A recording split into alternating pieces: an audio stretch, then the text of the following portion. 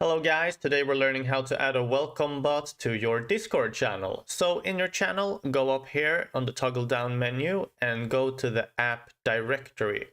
Here we will search for the Pro bot and you're going to go with this one and we will add it to our server. This will take you up to a prompt and select the server that you want to add it to. Continue here. Yes, you want to add all of this. Confirm that you're a human. We're moving along.